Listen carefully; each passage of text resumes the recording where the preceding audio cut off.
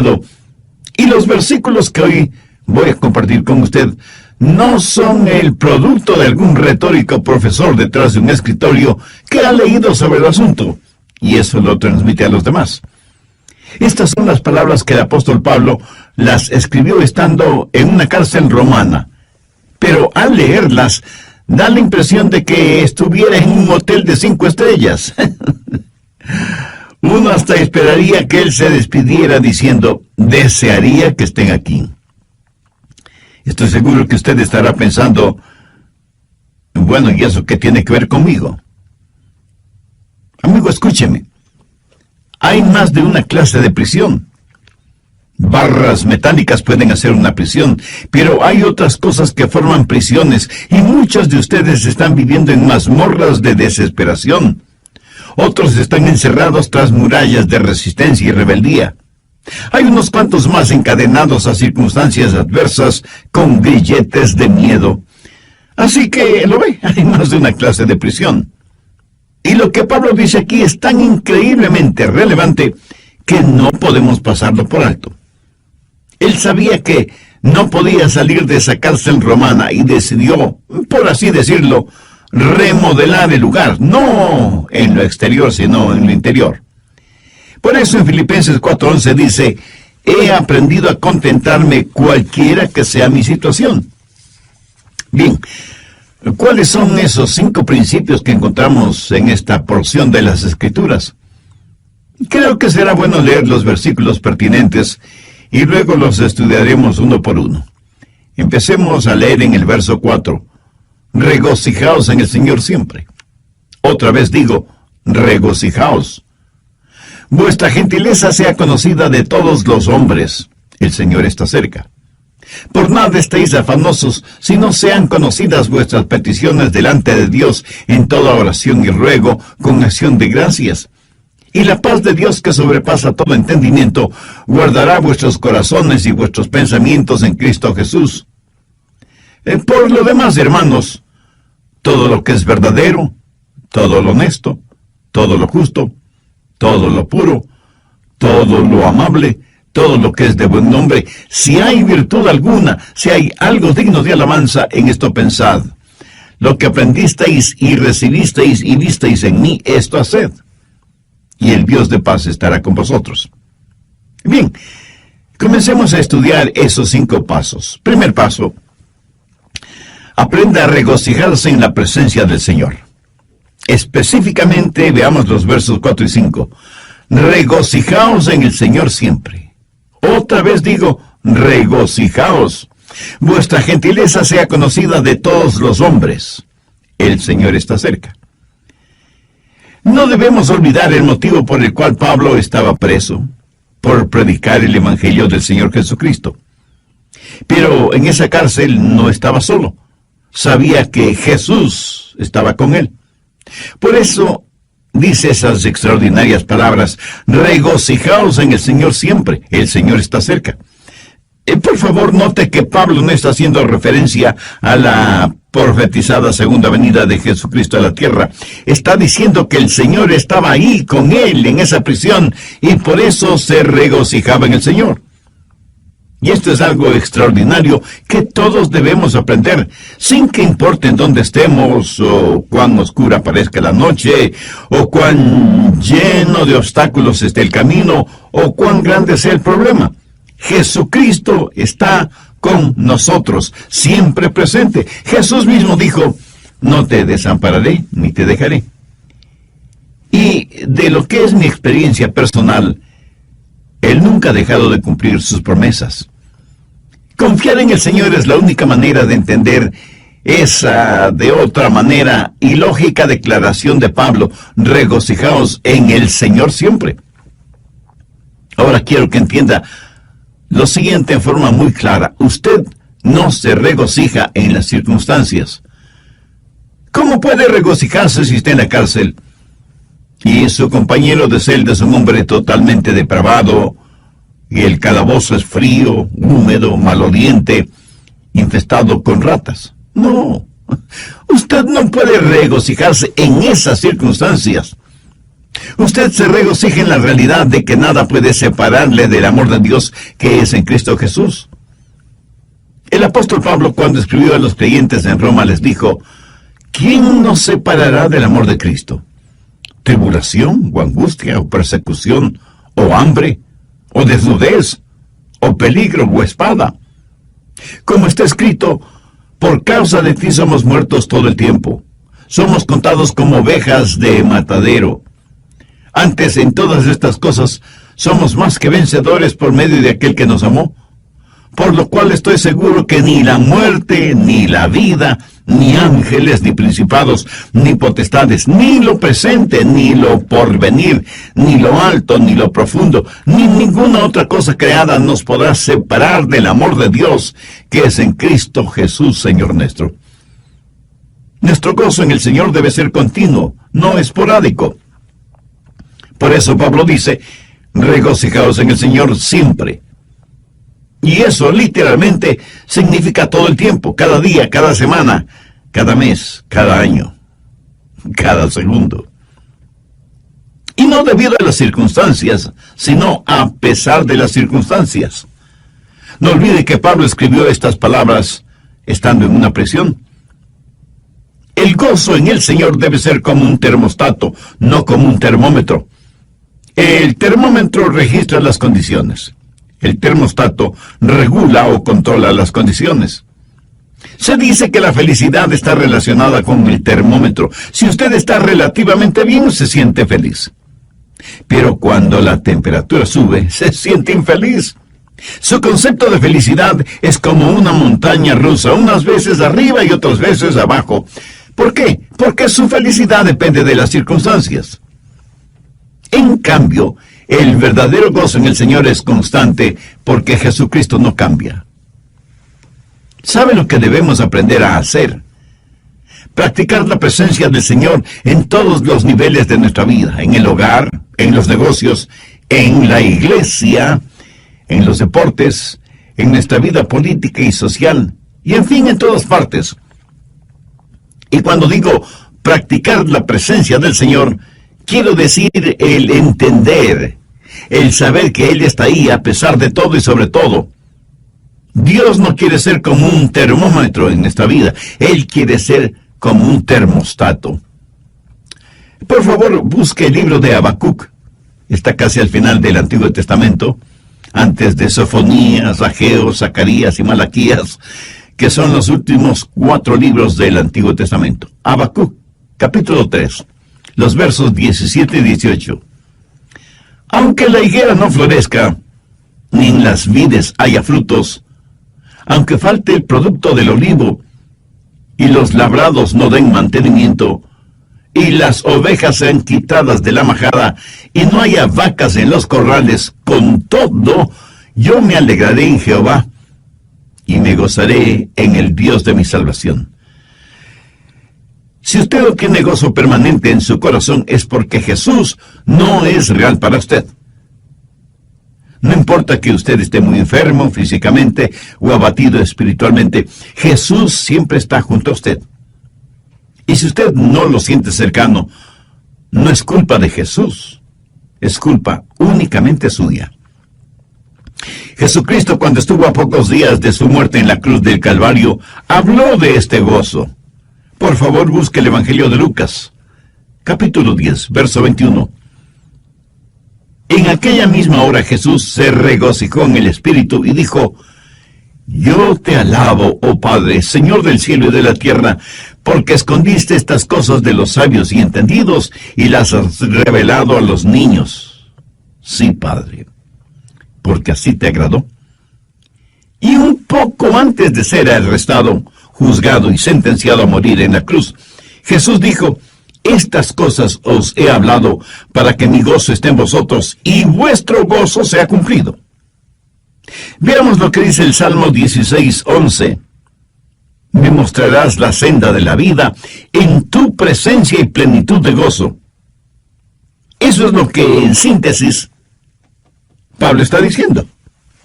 Aunque lo habían puesto en la cárcel y estaba fuertemente encadenado, no pudieron hacer lo mismo con el Cristo resucitado que estaba con él en esa prisión. Aunque los carceleros romanos no podían verlo, era una realidad, sobre todo para Pablo en ese momento. Regocijaos en el Señor siempre. Entonces el primer paso es regocijarse en el Señor. Si usted quiere tener una buena actitud mental, encuentre su gozo en el Señor, no en las circunstancias. Porque las circunstancias cambian, pero Jesús nunca cambia.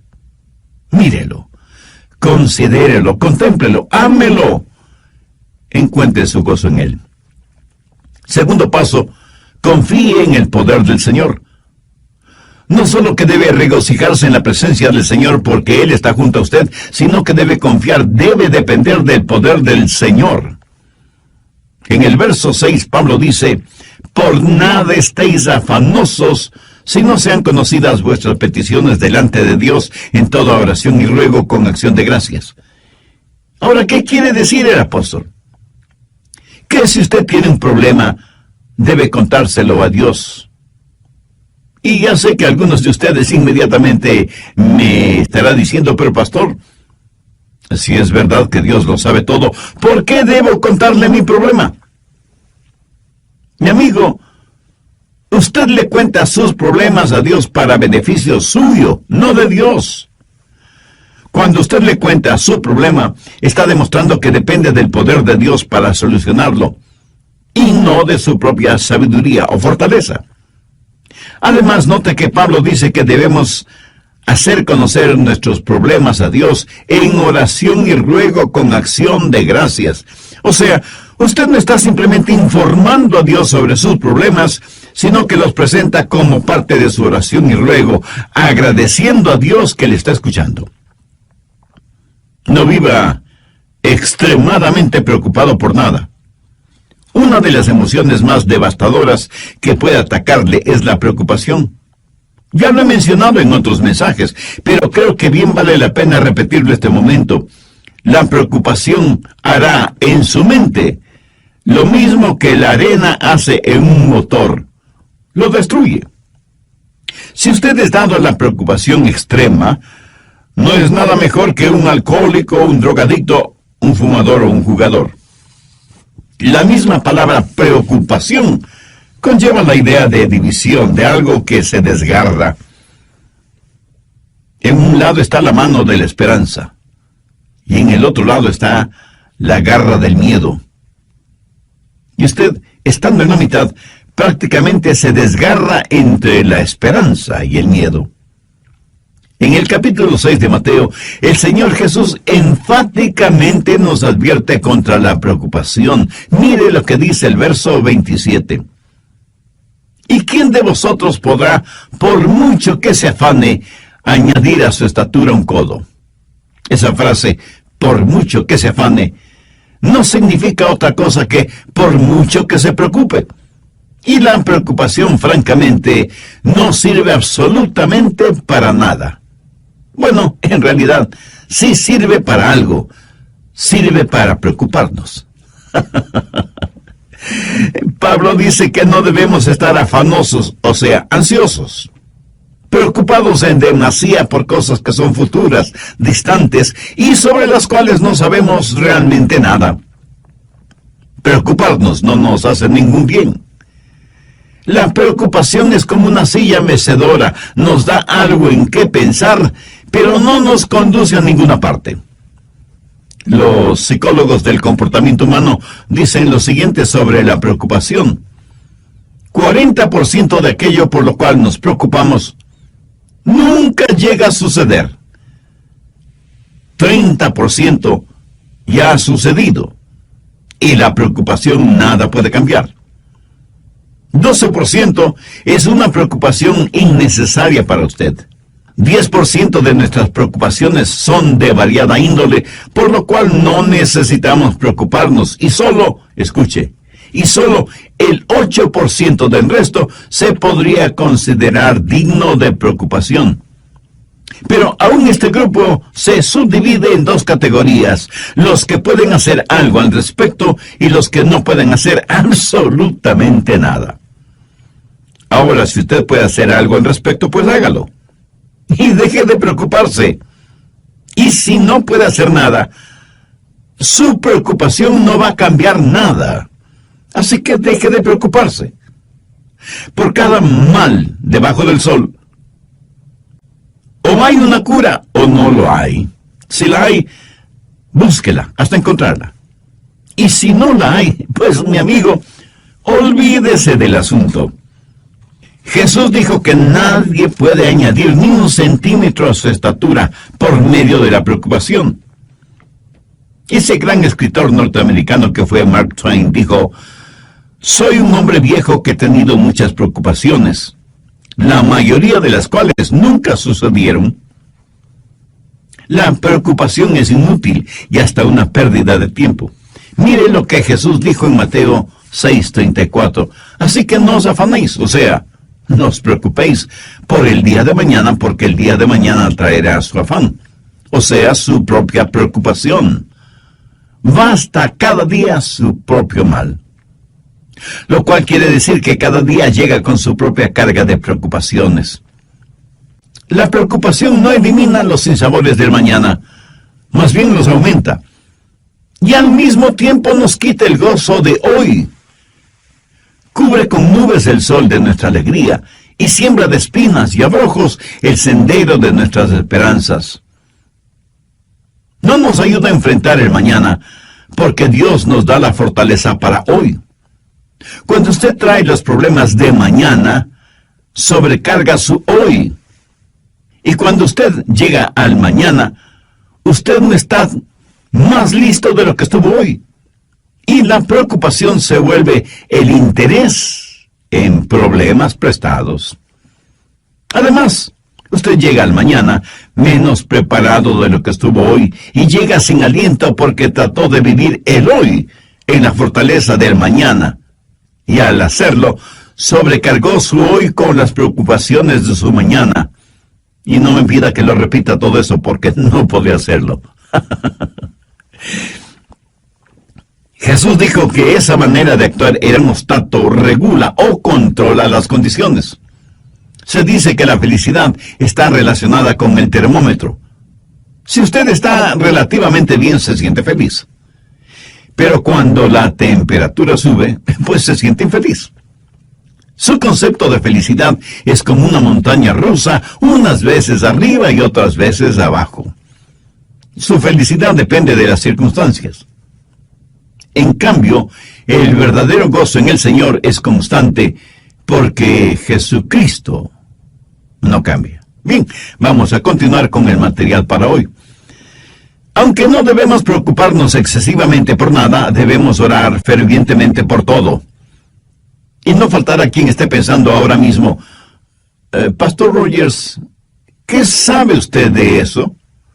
Seguramente nunca ha tenido problemas ni preocupaciones. Mi amigo, permítame decirle lo siguiente. Si pudiera poner sus problemas en un montón y mis problemas en otro montón, y le diera a escoger qué montón quisiera usted tener, le aseguro que sin ninguna duda usted escogería su propio montón. Espero que me haya entendido. Y permítame decirle algo más. Esto de por nada estéis afanosos si no sean conocidas vuestras peticiones delante de Dios, no lo escribí yo, sino el apóstol Pablo, por inspiración divina. Así que la cura, el remedio para los afanes y preocupaciones, es sencillamente el orar a Dios, que está junto a usted, y que nunca le dejará. Oración que le dará poder, provisión y paz. En una revista encontré el siguiente pequeño artículo y dice: me encontré con Dios en la mañana cuando comenzaba el día, cuando su gloria llegaba hasta mi pecho con la salida del sol. Durante todo el día su presencia estuvo conmigo y juntos navegamos en mares tranquilos y tumultuosos. Otros barcos fueron azotados y barridos por la tormenta, pero los mismos vientos que ellos enfrentaron se transformaron en suave brisa frente a nuestro barco, porque Él estaba conmigo. Y pensé en otras mañanas, con gran remordimiento, cuando aflojé las amarras y me alejé de su presencia. Así que creo que conozco el secreto aprendido en el sendero de los problemas. Hay que buscar a Dios en la mañana, si queremos que Él esté con nosotros durante todo el día. Abra la puerta de cada mañana con oración. Si algo es lo suficientemente grande como para preocuparle a usted, también es lo suficientemente grande delante de Dios y Él le ayudará. Mi amigo, no piense que hay cosas demasiado pequeñas o insignificantes como para dárselas o decírselas a Dios. Ore a Dios por todo y en todo tiempo. Se cuenta de un misionero en África que un día se encontró frente a un voraz león. Y oró, y pidió a Dios que le librara de las garras y fauces de ese león. Y Dios así lo hizo. Esa noche, en su casa, él trató de dormir, pero un mosquito lo mantuvo despierto toda la noche. A la mañana siguiente, él tenía profundas ojeras por el hecho de haber estado despierto toda la noche. Ese mismo momento el Espíritu Santo habló a su corazón diciéndole: pediste al Padre que te librara del león, pero pensaste que podías enfrentar al mosquito por ti mismo, y perdiste la batalla, ¿verdad? Piénselo. ¿Por qué esto nos sucede a todos? Creemos que necesitamos a Dios para las cosas grandes, pero no para las cosas pequeñas. Esas las podemos manejar nosotros mismos. ¡Qué tremendo error! Por nada estéis afanosos, si no sean conocidas vuestras peticiones delante de Dios en toda oración y ruego con acción de gracias. Algunos dicen: pastor, es que yo no quiero molestar a Dios con cosas insignificantes. Y yo a la vez tengo que preguntarle: ¿y si son insignificantes, por qué se preocupa tanto por ellas? ¿Hay algo que sea demasiado grande o demasiado pequeño para Dios? ¿Sabe cuál es en realidad nuestro mayor problema? El dejar a Dios fuera de nuestros problemas. Tercer paso: medite en la provisión del Señor. Cuando pedimos a Dios que nos ayude, debemos hacerlo con una actitud de agradecimiento. Pablo termina el verso 6 con las siguientes palabras: con acción de gracias. Ahora, si usted le pide más a Dios, pero no le agradece por lo que ya le ha dado, yo no creo que sus oraciones serán contestadas como usted quisiera que le contestaran. ¿Sabía que no hay mayor expresión de fe que la gratitud, y que la preocupación es la mayor expresión de ingratitud? Piénselo. La gratitud es la mayor expresión de la fe, y la ingratitud es la mayor expresión de la ingratitud, de la preocupación, de la incredulidad. Por lo tanto, rehúse el preocuparse innecesariamente. Deje sus problemas en manos de Dios y agradezcale a Dios por lo que ya ha hecho y por lo que hará por usted. ¿Por qué Pablo nos anima, nos pide, nos exhorta a tener un espíritu de gratitud, siendo que él mismo está preso y encadenado en una inmunda prisión romana? Pues debido a las bendiciones que había recibido. A veces tenemos que saber enfocar las cosas. A veces nos encerramos en nuestra autocompasión y fracasamos en ver las bendiciones de Dios. No reciba las cosas como que las mereciera, sino con profunda gratitud.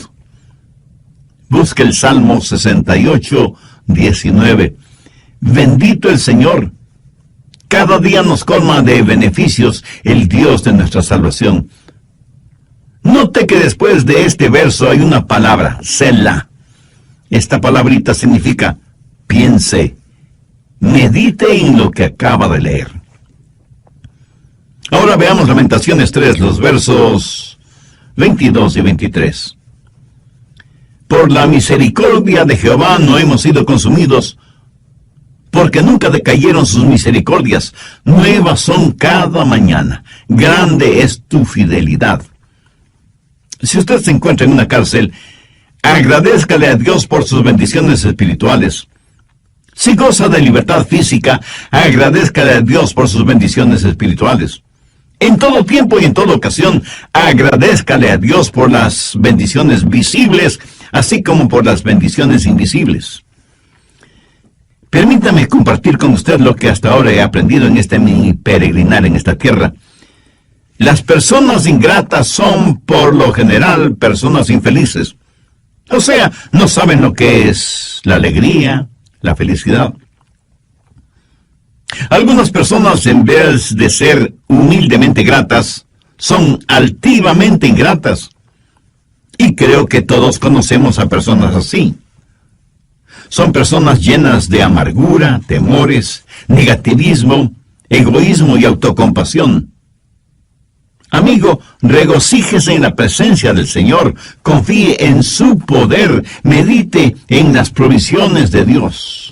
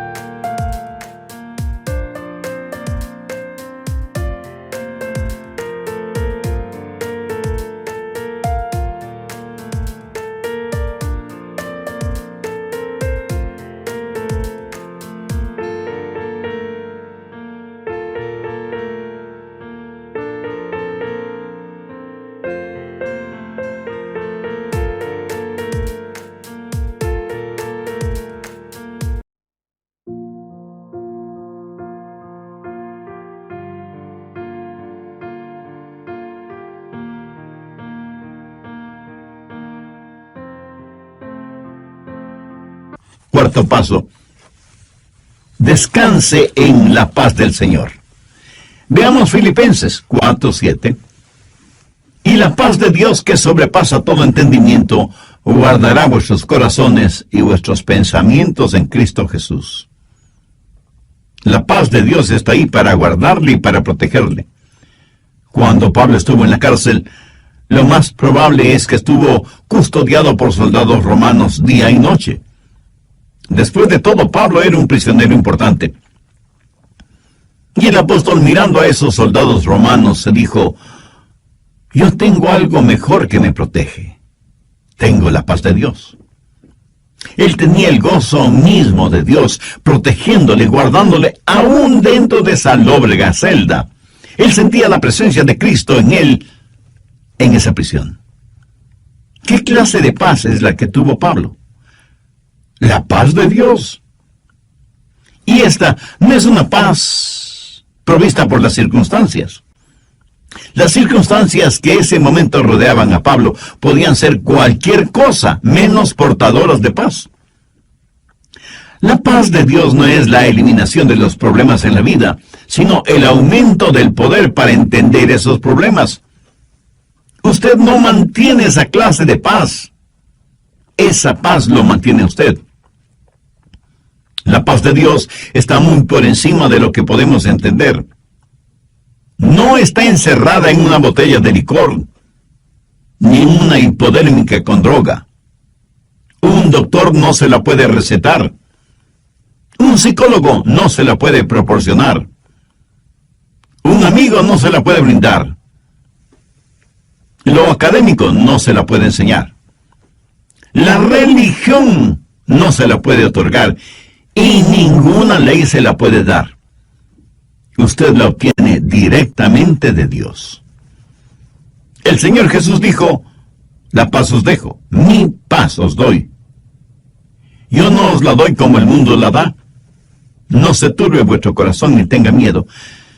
Mi amigo, esa es nuestra herencia. La paz que el mundo no puede dar es la paz que el mundo no nos puede quitar. Encuentre su paz en Jesús. En Isaías 26:3 leemos: tú guardarás en completa paz aquel cuyo pensamiento en ti persevera, porque en ti ha confiado. Quinto paso. Reflexione en los propósitos de Dios. No sería nada raro que usted esté pensando, ¿y cuál es el propósito de Dios para mí? Bueno, la respuesta está en Filipenses 4:8. Por lo demás, hermanos, todo lo que es verdadero, todo lo honesto, todo lo justo, todo lo puro, todo lo amable, todo lo que es de buen nombre, si hay virtud alguna, si algo digno de alabanza, en esto pensad. Usted puede escoger sus pensamientos como escoge a sus amigos, o sea, podemos y debemos ser selectivos tanto en lo que permitimos entrar en nuestra mente y en los amigos que tenemos. Si usted quiere poner en su mente basura intelectual o religiosa o moral, pues está en la libertad de hacerlo. Pero el otro lado de esa moneda es que si usted quiere poner en su mente pensamientos honestos, justos, puros, agradables y positivos, está también en la libertad de hacerlo. ¿Cómo puede pensar en todo lo que Pablo dice en el verso 8? ¿Cómo puede dejar de pensar en las cosas incorrectas? Pues pensando en las cosas correctas. Sencillo, ¿no le parece? Ya lo he dicho varias veces que Dios nos ha hecho en tal forma que es imposible que tengamos dos pensamientos diferentes al mismo tiempo en nuestra mente. Así que, si está pensando lo que debe estar pensando, no tendrá tiempo para estar pensando en lo que no debe estar pensando. Mi amigo, ese es el mejor remedio para los malos pensamientos. Si usted está pensando en las cosas correctas, le aseguro que le será imposible pensar en las cosas incorrectas al mismo tiempo. Ahora, Pablo no está hablando acerca de hechos, sino acerca de la verdad, de la honestidad, de las cosas que son puras, que no son torcidas. No se solace mirando pornografía y toda clase de cosas impuras, lujuriosas, sexuales. Dios es un Dios que nos ha creado con la capacidad para apreciar la pureza, la belleza. Es increíble que la gente puede estar rodeada de cosas hermosas, pero no las ven. Y si las ven, no las aprecian. Escuché de un pequeño niño y de un anciano pastor que estaban contemplando el Gran Cañón del Colorado en los Estados Unidos. De paso, debo decir que esta impresionante formación rocosa es una de las maravillas naturales del mundo. El anciano pastor describió a su esposa y le dijo: hoy he visto la mano creadora de Dios. He visto la paleta de colores de Dios.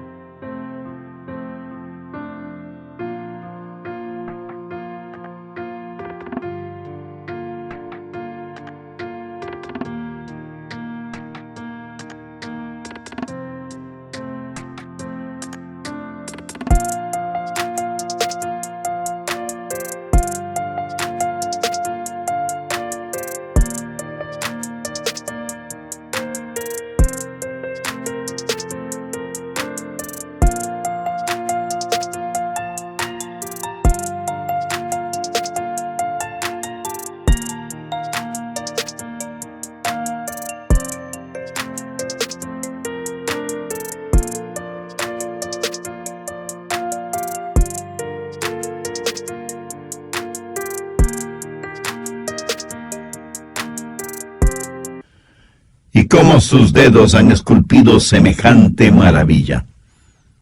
Y con expresiones semejantes, describió para su esposa la impresión de haber visto el Gran Cañón. Mientras tanto, el pequeño niño le escribió a su mamá y simplemente le dijo: ¿sabes qué, mamá? Hoy escupí en el Gran Cañón y mi saliva viajó casi 2 kilómetros hacia abajo. ¿Lo ve? Usted puede estar rodeado de belleza y no verla. Pablo dice: todo lo que es de buen nombre. ¿Sabe usted que se puede acostumbrar a tener un mal nombre, pero asimismo sabe que puede tener un buen nombre? Escúcheme. Aunque la epístola a los Filipenses fue escrita en una prisión, no huele a cárcel, huele a cielo. Uno casi siente el deseo de haber estado con Pablo en esa prisión. En el verso 11, él prácticamente dice: hermanos, no sientan pena por mí. ¿Por qué? Porque he aprendido a contentarme cualquiera que sea mi situación. Y nos asegura que si nosotros procedemos de la misma manera, tendremos la paz de Dios en nuestro corazón. Esta experiencia en su vida le dio a Pablo la autoridad para decir lo que dice en el verso 9. Lo que aprendisteis y recibisteis y oísteis y visteis en mí, esto haced, y el Dios de paz estará con vosotros. Mi amiga, mi amigo, si usted sigue estos 5 pasos, o sea, los efectiviza, los hace realidad en su vida, usted tendrá la clase de salud mental y la actitud que un genuino creyente debe tener. Pídele a Dios que le ayude a entender que Él siempre está cerca. Pídale que le ayude a regocijarse en el Señor a pesar de las circunstancias. Ponga en las manos de Dios sus problemas y permita que Él le proteja y le cuide, porque Él así quiere hacerlo. Y todos debemos pedir a Dios que nos ayude a controlar nuestros pensamientos, a tener discernimiento para permitir que solo buenos pensamientos penetren en nuestra mente y en nuestro corazón,